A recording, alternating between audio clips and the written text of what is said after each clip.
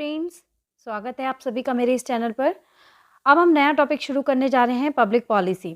बहुत सारे स्टूडेंट्स के डिमांड पर मैंने ये लेक्चर सीरीज अब शुरू करी है पब्लिक पॉलिसी से रिलेटेड, बिकॉज एमबीए कर रहे स्टूडेंट्स को ये जो कंटेंट है वो अवेलेबल नहीं हो पा रहा है। तो शुरुआत करते हैं meaning and definitions of public policy. और पॉसिबल हुआ तो आज ही टाइप्स ऑफ पब्लिक पॉलिसी का वीडियो भी मैं अपलोड कर दूंगी। तो आप रेगुलर जुड़े रहें चैनल से और मेरे लेटेस्ट वीडियो को देखते रहें। लाइक और कमेंट जरूर करें प्लीज़। मुझे आपके व्यूज़ को जानने की, आपके सजेशंस को जानने की बहुत ज़रूरत है। तो आइए शुरू करते हैं। Meaning and definition of public policy, जो आज का बहुत ही करंट टॉपिक है और यूपीएससी नेट एग्जामिनेशन से लेकर यूजी पीजी स्टूडेंट्स के लिए भी ये बहुत ही यूज़फुल रहेगा। तो शुरू कर रही हूँ मैं। आइए देखते हैं what is the meaning of public policy.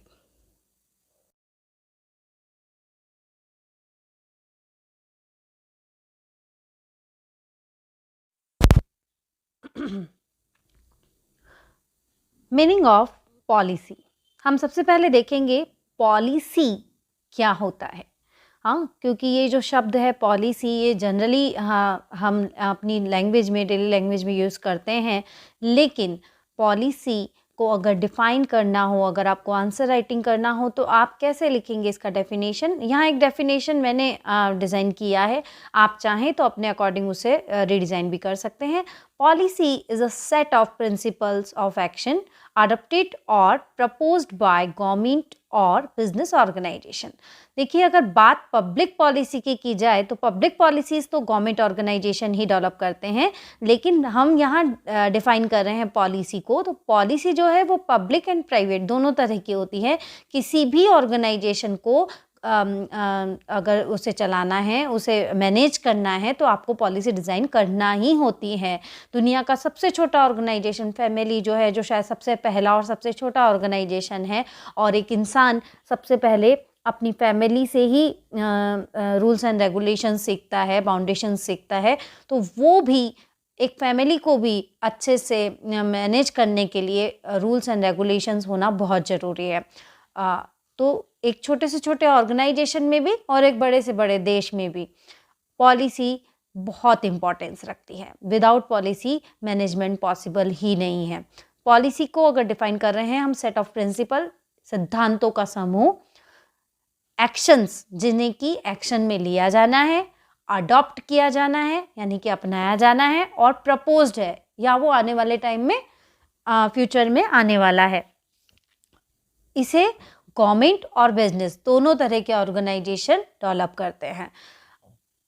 Policy का मीनिंग अगर देखने जा रहे हैं तो आपको ध्यान रखना होगा, जितने भी अदर वर्ड्स हैं वो सारे के सारे कहीं ना कहीं उनका मीनिंग पॉलिसी ही है। अगर किसी ऑर्गेनाइजेशन में प्रिंसिपल्स हैं, उसके अपने प्रिंसिपल ऑफ ऑर्गेनाइजेशन, तो वो भी पॉलिसी कहलाएंगे। रूल्स एंड रेगुलेशंस हैं तो वो भी पॉलिसी कहलाएंगे। प्लान्स एंड प्रोग्राम्स हैं, अगर कोई कंट्री है, कोई स्टेट है, वो अगर कोई प्लान डिज़ाइन कर रही है, कोई प्रोग्राम डिज़ाइन कर रही है, जैसे कि अभी स्वच्छता अभियान डिज़ाइन किया गया, तो उसे किसी भी प्रोग्राम को कंडक्ट करने के लिए, उसे इनिशिएट करने के लिए पॉलिसीज़ डिज़ाइन की जाती है।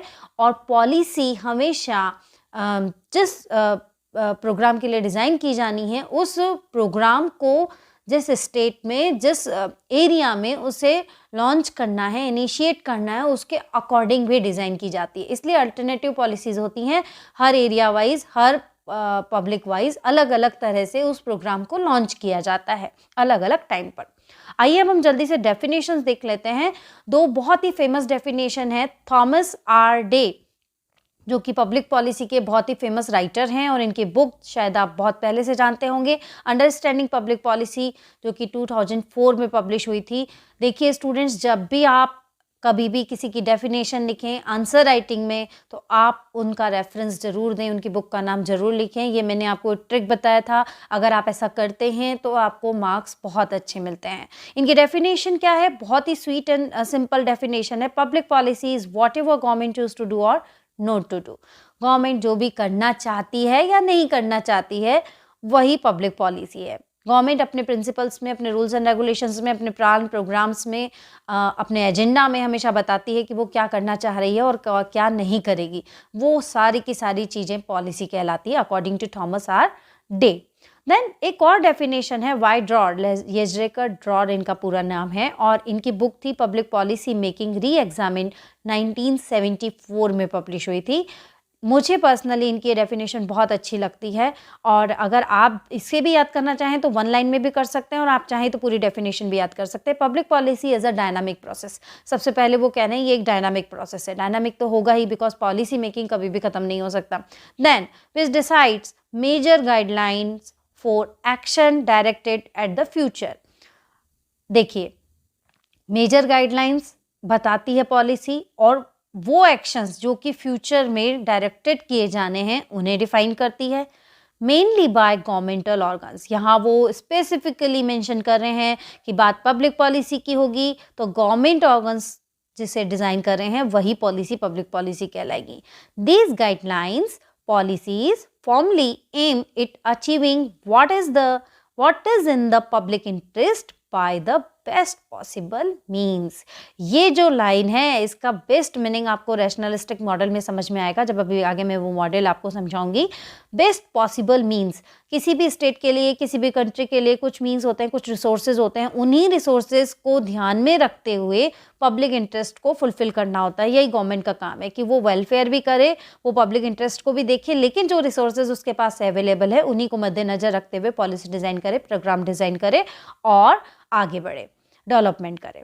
तो ये वाइड्रॉड ने बहुत बड़ी बात कह दी अपनी इस डेफिनेशन में। आप इसे बहुत ही इजीली डिवाइड करके याद कर सकते हैं, और नहीं कर पाएँ तो सिर्फ इतना भी लिख सकते हैं public policy as a dynamic process. अगर आप 2 डेफिनेशन लिखते हैं अपने आंसर में तो ये बहुत ही अच्छा रहेगा, आपके मार्क्स अच्छे आएंगे। हम इस वीडियो का एंड कर रहे हैं सिग्निफिकेंस ऑफ पब्लिक पॉलिसी पर, क्योंकि अगर आप पब्लिक पॉलिसी का मीनिंग और डेफिनेशन लिख रहे हैं तो आपको ये जरूर बताना होगा कि पब्लिक पॉलिसी को हम क्यों स्टडी कर रहे हैं, इसकी इंपॉर्टेंस क्या है, इसका सिग्निफिकेंस क्या है। टू गेन ग्रेटर नॉलेज, ये तो सिंपल सी बात है, किसी भी सब्जेक्ट को स्टडी करते हैं नॉलेज के लिए। Then for shaping the future, आप अपना भी और अपनी कंट्री का भी फ्यूचर शेप कर पा सकते हैं अगर आपको पब्लिक पॉलिसी स्टडी किया है। Well plan policies help in the socio economic development of a nation. अगर एक कंट्री के ऑफिसर्स या सिटीजन्स या स्टूडेंट्स अच्छे से समझ पाएँ कि पब्लिक पॉलिसी क्या है, उसके मॉडल्स क्या हैं, वो कैसे वर्किंग होती है, कैसे इनिशिएट होती है, तो सोशियो इकोनॉमिक डेवलपमेंट बहुत ही बेहतर हो पाएगा और improve democratic and political capacities of the people. किसी भी देश में डेमोक्रेटिक और पॉलिटिकल कैपेसिटीज़ को इम्प्रूव करेगा इसकी स्टडी। स्टूडेंट्स, मेरी वीडियो आपको अच्छे लग रहे हो तो लाइक और कमेंट ज़रूर करें। Thank you so much.